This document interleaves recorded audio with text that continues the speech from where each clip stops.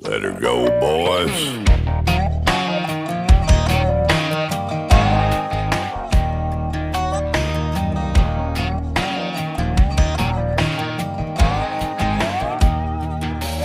Well, I got up early on this Lord's Day with the sun peeking through the curtains. Thought I'd wet a line for a couple good hours and still make the 10 o'clock sermon. But the sky is blue. Hey guys, welcome back. I think you kind of already know what this video is about by the thumbnail and by pretty much what it says. But I'm gonna go over kind of the spinnerbaits that I use throughout the whole year, from when it's ice out or beginning to be ice out to when we start to become in the winter when we start to get ice in the water. Because spinnerbaits, they're all year round. You can't go wrong with the spinnerbait. There's, you got the Colorado blades, your willow blades, you got all those and everything like that. But there's kind of the colors that you kind of want to use when you're out, like during like the lower temps, 40s and 50s. I like to kind of stick with the red, kind of like a reddish, anything with like a red or even a little bit of an orange. Also, if your water is more dirty, I like to use more of a little bit of a darker color kind of. But I'll also use something like with a 4-blade or a 3-blade. So I'll use something like this one here. It's got 4 blades on it. So that way I have more vibration through the water. So this one here, I think it's by the Terminator, I think, by Kevin Van Dam. I believe, I'm not 100% sure, but this one here I'd use, it's got 4 blades. I've done really well on it in murky water. So with this one here, I'd run my 30-pound braid or 20-pound braid with, like, say, 14-pound test. But sometimes I'll do it with just straight braid. But with straight braid, I've always noticed when I'm reeling it in, it'll just spin. So when I switch it over to like 14 or 10-pound, I think these floral mono, I can't remember, but I've had good luck with it doing it that way, so it's not spinning. So yeah, I think it was where I got Seagar floral. I have to look and see which one I was using, but so yeah, I think that's 8 right there that I had on here before.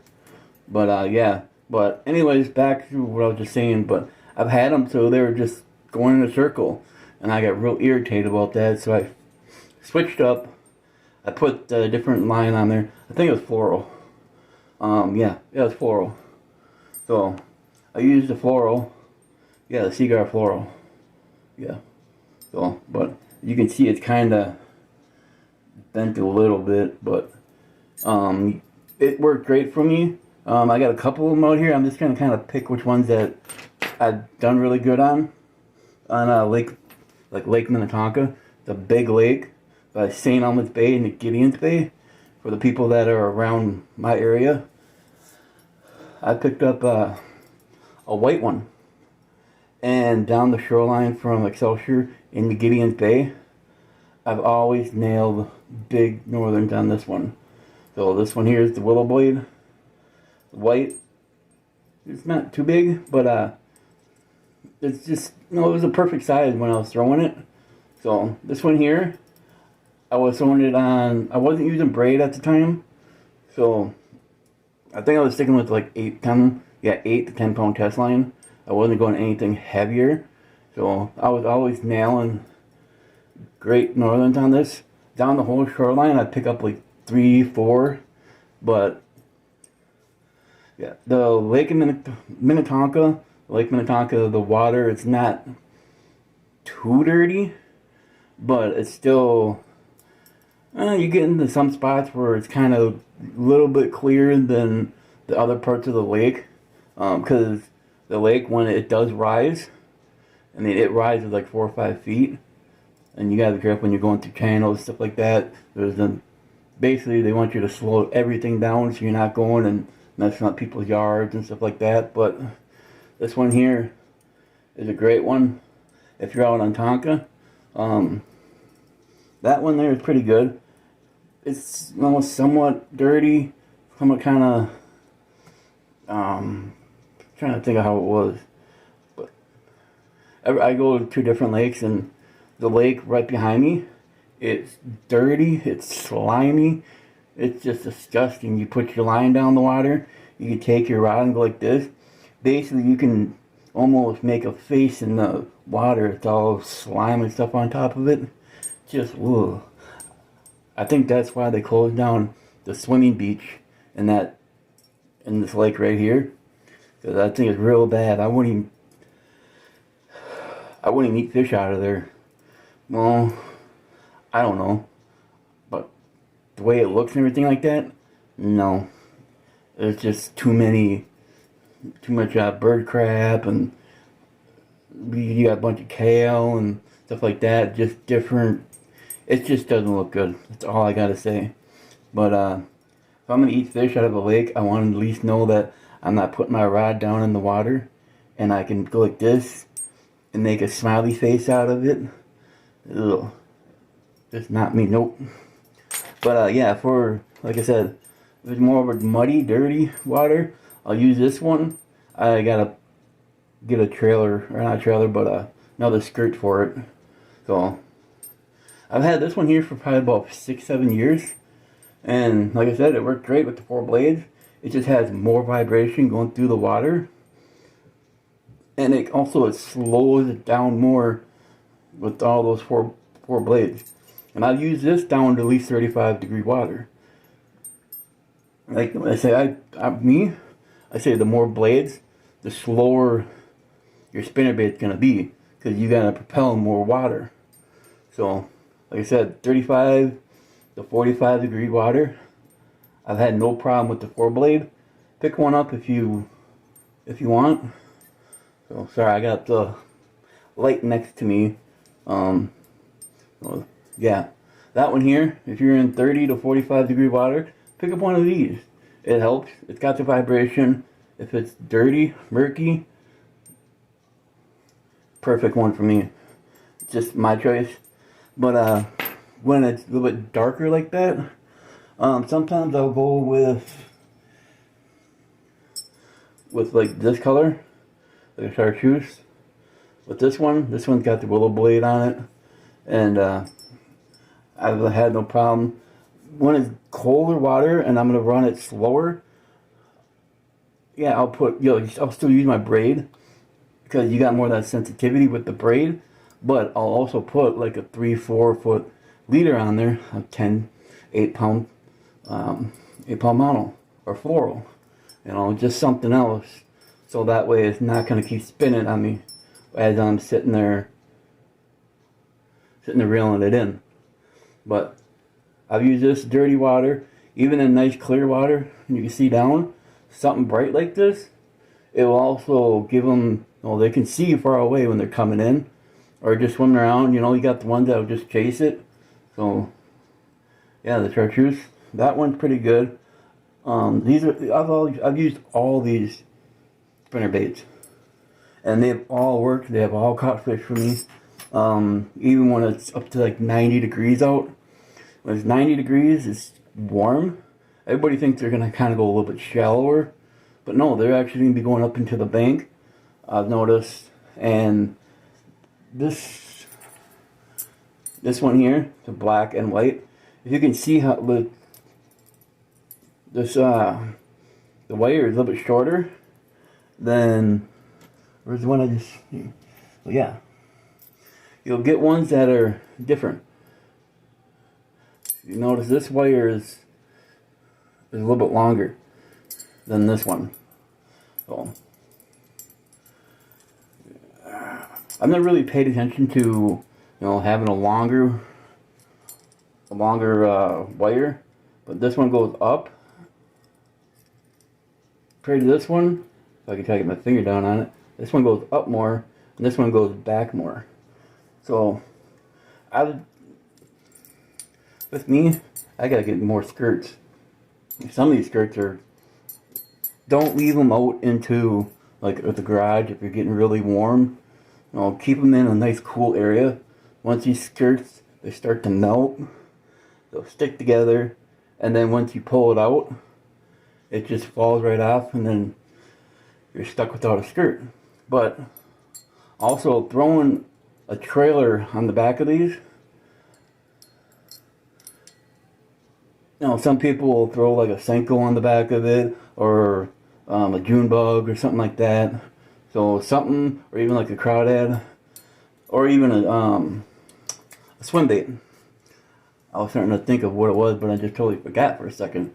But yeah, swim bait, they work great on the back of them. You can also, like a speed worm, those work great. So then with the clearer water, the 3 top ones that I use with clear water that I like to use is going back to this one here, white. And I can't remember, I think that's a 3/8 ounce head. And then this one here, I think it's like a 1/2 ounce. I can't remember which, but yeah, I think. So you can see this one,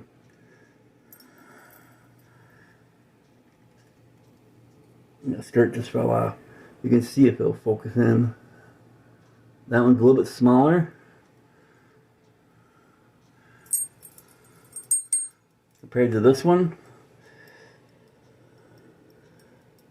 The skirt will go down a little bit, but sometimes having a lot of skirt helps, and then sometimes if you kind of trim it down a little bit, it will also too when you're fishing with the trailer, because then you'll kind of see that swim bait a little bit clearer.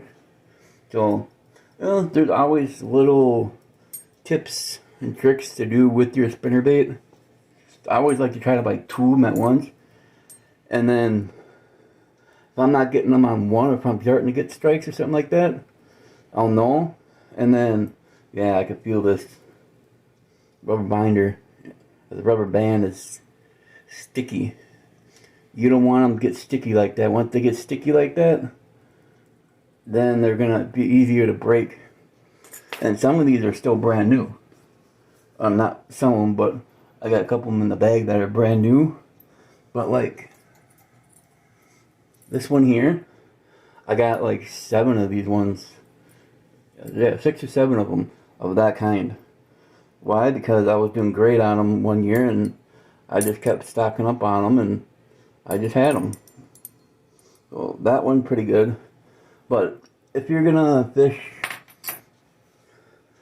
like if you're fishing with the weeds, and you want to kind of get down a little bit farther, go with a little bit heavier one. You know, it's like, oh, this one, like this one here. I think it's 1/2 ounce or 3 ounce or 3/8. I can't remember.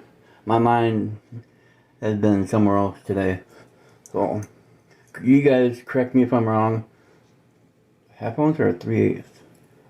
I can't remember. Yeah, I know, but I'm just, you know, I'm off. And then this one here is smaller. So if I'm gonna throw it, and I want to kind of like a slower retrieve or a fast retrieve, but I want it to get down a little bit slower. I don't want it to sink too fast. I want it to get kind of in the school, but a slower, you know, slower drop. I would go with the smaller one. So basically, they're great for all year round fishing. I got all kinds of different skirts and everything like that. And I got this one here, like I think I showed this one, or juice one. But then I got this one. Oh, and if like, where did I put it? Like this one here. If you got any other, you know, skirts, you put them on. Sometimes it's, you know, it's just even switching up the color. Switching up the color of the skirt on a different, switching up the skirt onto a different spinnerbait. It might work. So even like that. So this year I'm gonna buy more skirts and kind of throw on just make different colors. I like to use like bright colors like this, like a chartreuse. And then this one here, you can see it's got the silver and the yellow and black. But this one here is a double blade. So double blades are good. I think you're gonna have more vibration out of the willow, not the willow, but the Colorado blade, than you are. Well, I don't know. It's up in the air on that one. I just put on and I just fish. So I just love to catch fish. Just throw them out there and whatever I get, bite of northern musky, bass, walleye. But yeah, you can fish these at any depth. If you want to throw it out there, as soon as it hits the water, count 1, 2, 3, start reeling. You know you're not down too deep. I think it's, if I remember right, every second you count, it goes down a foot. So if I count to like 10, I'm pretty much on like 10 feet. And I know I'm in that area if I see it on my sonar or my draft. So I know, plus nowadays we got side imaging and all that, and panoptics. So you can see where your bait's going down and also then, reel it in. So that's, if you got a, panoptics and stuff like that. So you can see where it is, but if you don't, just throw it out there and count 1, 2, 3, 4, and then start reeling. If you know that it's like, say 25, 30 feet, just count 1, 2, 3, 4, all the way up to 20, and then just start reeling. Some people will make the mistake of closing their bail, and then when you're, and then when your spinnerbait is not going straight down, it's coming down at an angle, coming closer towards you.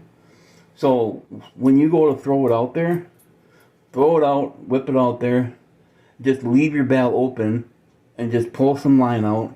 Do it like 2 or 3 times, let some of that slack out. So then it will drop straight down instead of coming towards you. You'll see a lot of people who are flipping, they'll throw it up there and then they'll kind of, let some line out so that bait goes straight down. It's not going to come at you.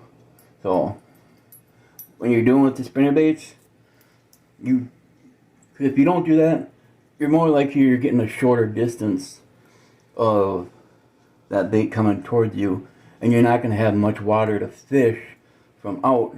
And say if you throw it out there, the fish are exactly where you're throwing it, but it's straight down. Well, with it coming in like this at an angle, fish are back here, and you're going like this, you're going over their head. So throw it out there, let it, and then it'll go down to them. So that's a lot of mistake I see people doing. So I always like to, tell people if they're throwing and they start doing that, I'm like, hey, yeah, let me give you a tip on, when you're throwing it out there.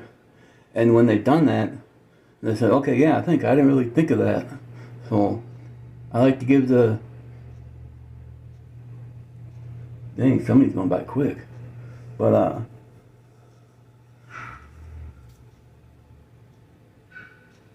dogs are barking. But, yeah, so that's my tip for you guys. I'm going to go check the dogs.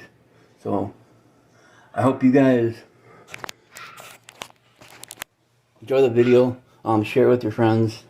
But, so that's just, those are the spinner baits and stuff like that. These are the ones I've all used. So I got most of the, like the double blades. I got one of the quad blades on this one. So yeah, I got one of the quads on this one, but most of them are the double blades.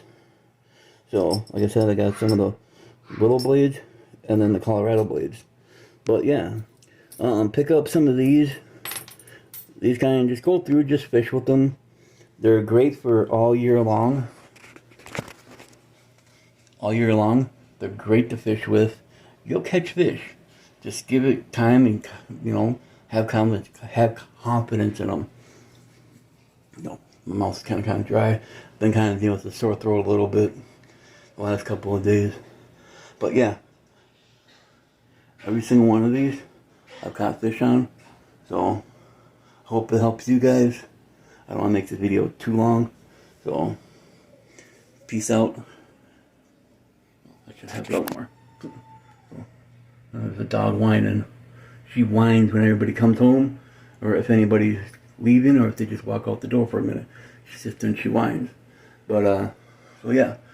Have a good night. Be safe, you guys. I will see you guys next time. Peace out. Let her go, boys.